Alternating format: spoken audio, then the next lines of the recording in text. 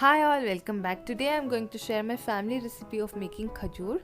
This is a very crispy tea time snack, quite popular in my household. So let's start making this.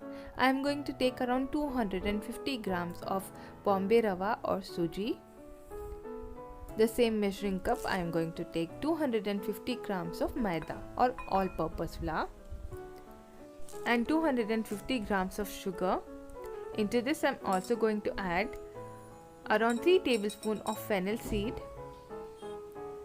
and 3 cardamoms. I am going to grind this sugar along with fennel seed and cardamom.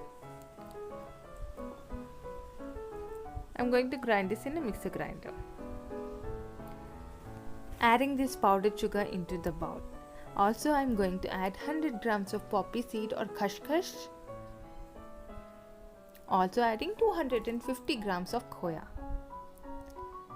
This makes the khajoor very soft and nice. Here I have taken around 100 grams of cashews and 100 grams of peeled almonds. I am going to grind this into sort of a coarse powder in the mixer grinder in a pulse mode. So I am not going to grind this into a powder. It should be like a coarse chopped cashew and almonds. So you can see the texture is like this. I am going to add this in and now mix everything nicely. Now combine all the ingredients well. Occasionally I like to prepare these recipes which remind me of my childhood and give them to my kids. It's like living your childhood again. Now once all of the ingredients are nicely combined, I like to add around 2 to 3 tablespoons of milk to knead a dough. The milk quantity is very less.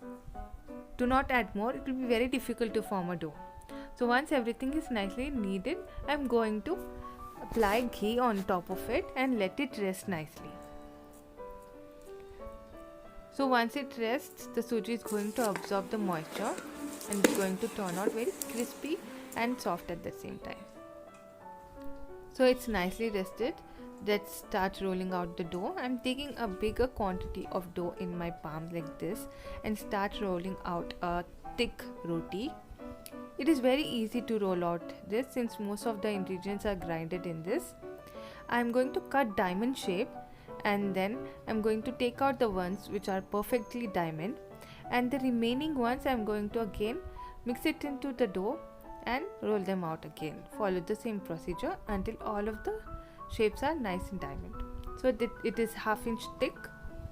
At this point I am going to cut it diagonally like this to form nice diamond shapes. Now I am going to check for the oil. You have to fry this carefully. Do not fry it in very hot oil on high flame.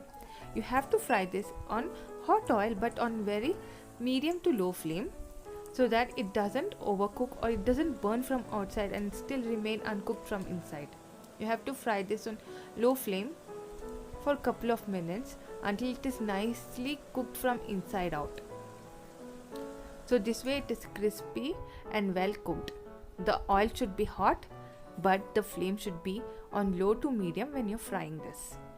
Carefully fry this nicely and do not wait for it to turn golden brown. Once it starts to turn golden brown, take it out because the sugar is going to caramelize further and it is going to kind of burn. So take it out at this point, drain it nicely and wait for some time until it cools and then enjoy. I hope you enjoyed watching today's video. If yes, do give this video a thumbs up. Also please consider subscribing to my channel. Thank you for watching. Bye guys.